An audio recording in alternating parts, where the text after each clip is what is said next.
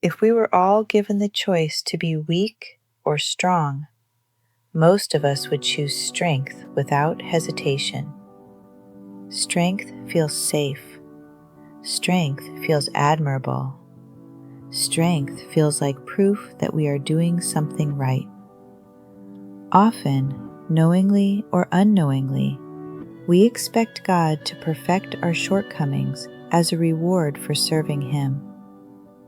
We assume faith should remove weakness. But Scripture teaches us something far more humbling and far more powerful. God's power is displayed best in weakness. There is a reason for this. God alone searches the deepest parts of the human heart. He knows us better than we know ourselves.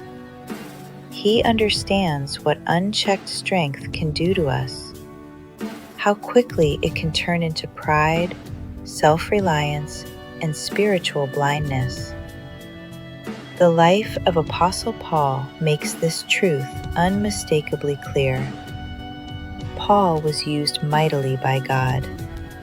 Through him came miracles, revelations, healings, and deep spiritual insight. But God also knew that such extraordinary experiences could quietly inflate pride. So God allowed weakness to remain.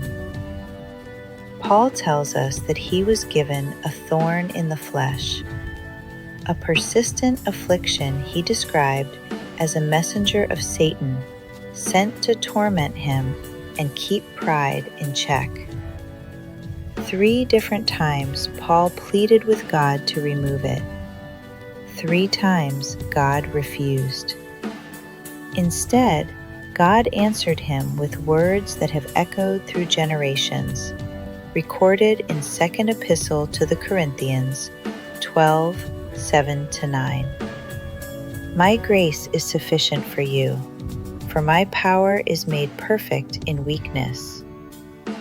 In other words, no, I will not remove it, but I will remain with you, and that is enough. Paul eventually understood what many of us struggle to accept, that weakness was not a curse, but a safeguard.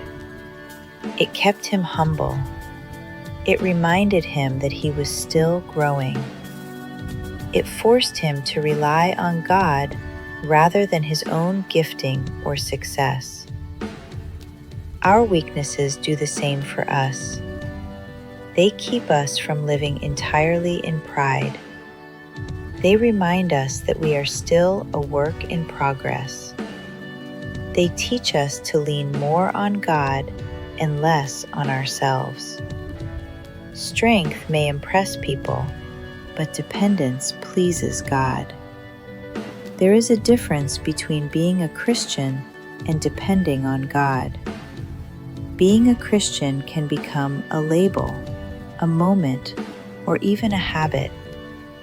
But depending on God is a daily posture, a lifetime choice to trust Him in both strength and weakness.